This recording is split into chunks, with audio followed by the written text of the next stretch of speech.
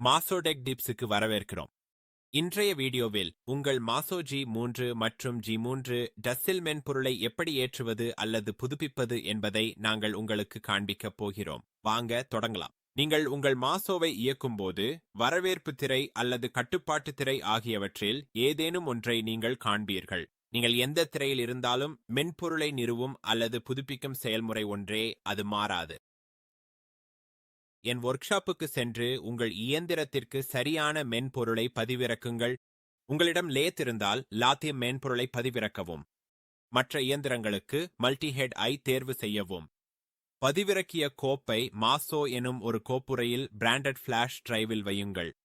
FAT32 வடிவமைக்கப்பட்ட டிரைவையும் MBR கோப்பு அமைப்பையும் பயன்படுத்துவது அவசியம், ஏனெனில் மாசோவில் GPT ஆதரவு இல்லை.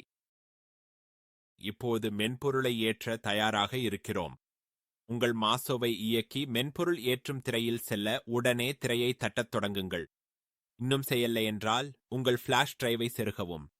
திரையில் கோப்புகள் தோன்றும். நீங்கள் விரும்பும் கோப்பை தேர்வு செய்து என்டர் அழுத்தவும். மென்பொருள் வெற்றிகரமாக ஏற்றப்பட்டதும் எஸ்கேப்பை அழுத்தி செயல்முறையை முடிக்கவும். உங்கள் புதிய மென்பொருளுடன் மாசோ தானாக மறுதொடக்கமாகும். இப்போது நீங்கள் மென்பொருளை புதுப்பிக்கும் போது எப்போதும் முதலில் ஒரு காப்பு பிரதி எடுக்கவும். F1 திரைக்கு சென்று உங்கள் கடவுச்சொல்லை உள்ளிட்டு சேவ் அண்ட் லோட் செட்டிங்ஸ் ஐ தேர்வு செய்யவும்.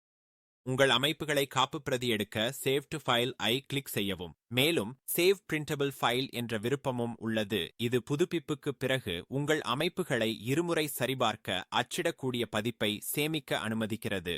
என்னை நம்புங்கள், இது உங்களுக்கு பின்னால் பல மணி நேரம் சிக்கலை தீர்க்கும் நேரத்தை சேமிக்க உதவும். இதுவே எல்லாம். உங்கள் மாசோவில் மென்பொருளை ஏற்றுவது அல்லது புதுப்பிப்பது எளிது. மேலும் காப்பு பிரதி இருந்தால் நீங்கள் எப்போதும் பாதுகாப்பாக இருப்பீர்கள். இந்த வீடியோ உங்களுக்கு பயனுள்ளதாக இருந்தால் நம்மை சந்தா செய்து அடுத்த குறிப்புகளை தவறவிடாமல் மணி ஐகானை அழுத்துங்கள். பார்த்ததற்கு நன்றி. அடுத்த முறையில் சந்திப்போம்.